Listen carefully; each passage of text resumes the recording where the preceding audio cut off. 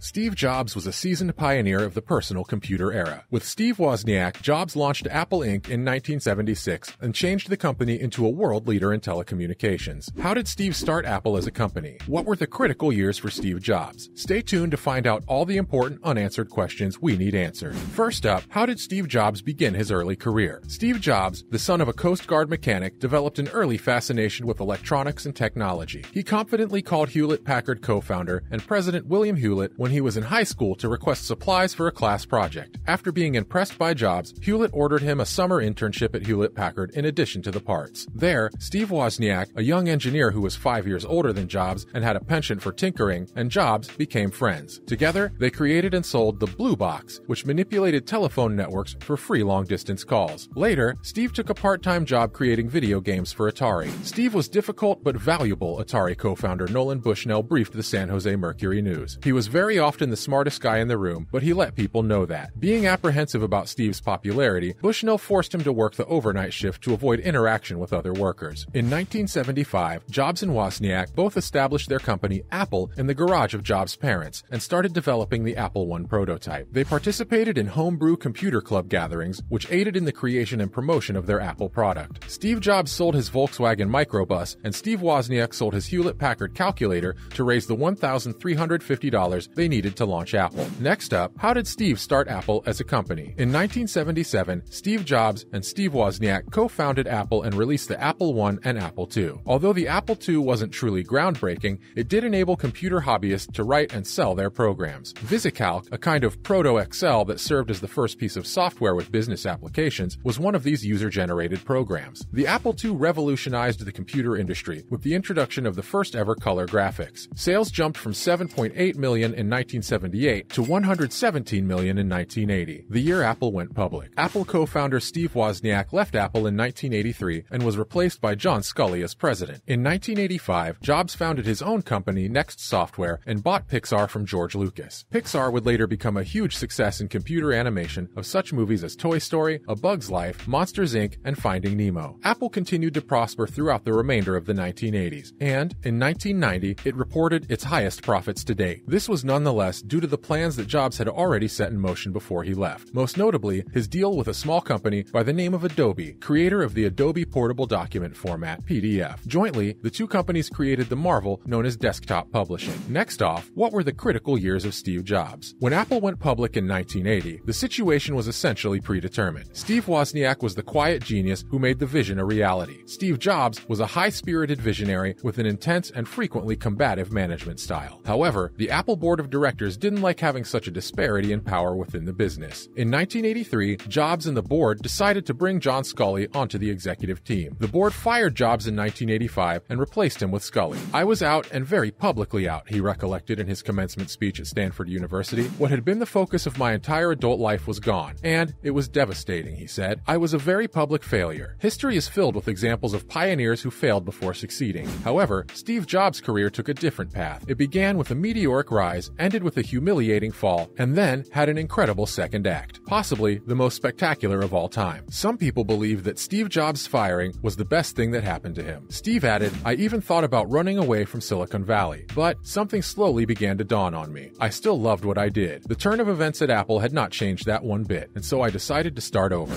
Next up, what did Steve do to get Apple back on track? When Apple co-founder Steve Jobs returned to the company in July of 1997, it commemorated the beginning of Apple's revival. After 12 years of monetary loss, Gil Amelio was dismissed from the CEO position. Jobs took the interim position and started with major restructuring, out of which collaboration with Microsoft was formed. One of his first actions was to step back from Newton, a project that stank $100 million out of the dying company, even though it was a product ahead of its time. At the 1997 Macworld Expo, the Apple-Microsoft agreement was made public. In addition to a new Mac version of Microsoft Office, Gates and Jobs announced a 5-year deal that included a $150 million investment from Microsoft in Apple. Jobs said on the occasion, "So, the era of setting this up as a competition between Apple and Microsoft is over as far as I'm concerned. This is about getting Apple healthy. This is about Apple being able to make incredibly great contributions to the industry and to get healthy and prosper again. Cutting costly projects like Newton and aligning with Microsoft were controversial decisions that showed his authority, confidence, and smarts." Next off, what caused the gap years? Steve Jobs was wealthy and jobless. He wasn't employed by Apple, but he wasn't sitting around. Jobs was involved in two significant transactions between 1985 and 1996. The first was an investment. George Lucas sold Jobs a controlling interest in a business called Pixar in 1986. The company was toiling, but its eventual victory in digital animation led to an initial public offering, IPO, that earns Jobs around $1 billion. The second involved him going back to his previous obsession with computers and starting Next to build expensive computers. These were pricey machines with an operating system that was the best effort to date at integrating the Unix power with a graphical user interface. When Tim Berners-Lee created the World Wide Web, he did so using the Next machine. Next turned out to be more significant of these two deals because it turned out that Apple wanted to switch to a new operating system. In 1996, Apple acquired Next for its operating system, reuniting Steve Jobs with the organization he founded in the process. Next up, who invested in Apple to save it? On August 6, 1997, Microsoft's Bill Gates invested $150 million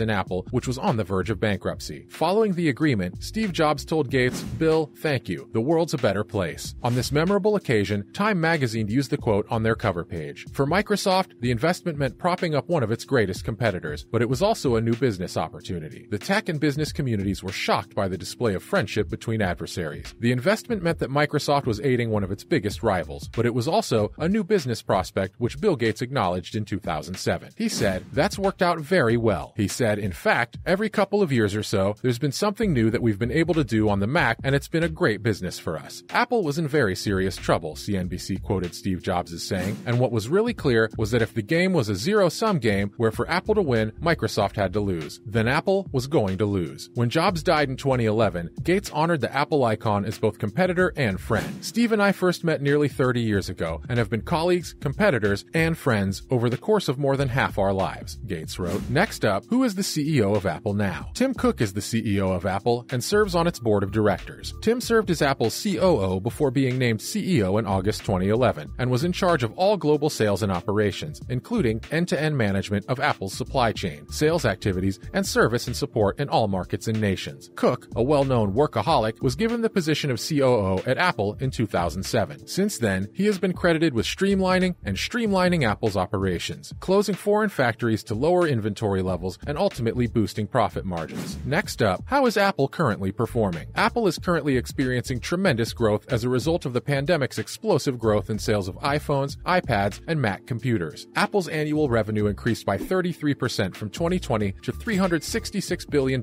for its fiscal year 2021. The most promising growth in Apple product categories, aside from iPhones, was in its services business, which contains sales from the App Store, music and video subscription services, advertising, comprehensive warranties, and licensing. Apple's services grew 26% annually, which Cook claimed was higher than the company expected. Apple's success is a great illustration of the importance of localizing your products and marketing materials for all of your target markets. Apple also adapts its stores to each location. More than 500 Apple stores exist around the world, and each is specifically designed for a particular region. Jobs was fired from the company he helped found because he was difficult to work with. He waited instead of making a change, took charge again, and this time his attitude was acknowledged as an element of his brilliance. What do you like about Steve Jobs the most? What made Apple so successful? Make sure to let us know your thoughts down below, and thanks for watching.